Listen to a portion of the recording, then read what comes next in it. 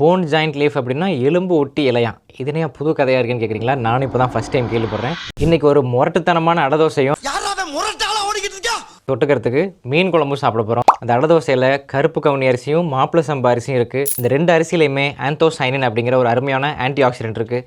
ரத்தசாலி அரிசி இருக்குது, அதில் இரும்பு சத்து நிறையா இருக்குது. நல்ல வாசனை மிகுந்த சீரக சம்பா அரிசி இருக்குது. போன் ஜாயிண்ட் லீவ்ஸ் இருக்குது. ஃபைட் வேணுமா? ஃபைட் இருக்கு. இந்த போன் ஜாயிண்ட் லீவ்ஸ்க்கு ஏன் அப்படி பேர் வந்துச்சுன்னா அதில் பிளான்ட் கீட்டோ ஸ்டீராய்ட்ஸ் இருக்குது. யூஸ்வலாக ஸ்டீராய்ட்ஸ்லாம் சாப்பிட்டா சுகர் லெவல்ஸ் ஏறிடும் அப்படின்னு நம்ம எல்லாருக்குமே தெரியும். ஆனால் இந்த பிளான்ட் கீட்டோ ஸ்டீராய்ட்ஸ் சாப்பிட்டோம்னா சுகர் லெவல்ஸ் ஏறாது. ஆனால் COX-2 பாத்வேவும் TNF ஆல்ஃபா அப்படிங்கிற இன்ஃப்ளமேட்டரி பாத்வே மட்டும் ரெடியூஸ் ஆகும். அதனால ஜாயிண்ட் பெயின் உள்ளவங்களுக்குலாம் இது நல்ல ஒரு உணவாக அமையுது.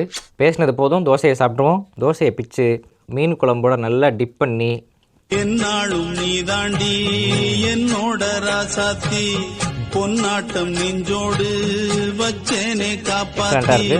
போன் ஜாயிண்ட் லீஃபை நீ எங்கே பறிச்ச அப்படின்னு கேட்குறீங்களா? நான் எங்கே பறித்தேன்? கோரியட்லேருந்து போன் கேர் அப்படின்னு ஒரு சத்து மாவு பவுடர் அமைச்சிருந்தாங்க. அதை கஞ்சி வச்சு குடிக்கிறதுக்காக. நம்ம தான் கஞ்சி நிறையா குடிச்சாச்சு, அதை தோசையாக ட்ரை பண்ணணும்னு சொல்லி எங்கள் அம்மாட்ட கொடுத்தேன். அவங்க அழகாக தோசை ஊற்றி கொடுத்துட்டாங்க. அந்த தோசை தான் இப்போ நீங்கள் பார்த்தது. இதில் அடிஷ்னலாக முடவாட்டு கால் கிழங்கும் ஆட் பண்ணியிருக்காங்க.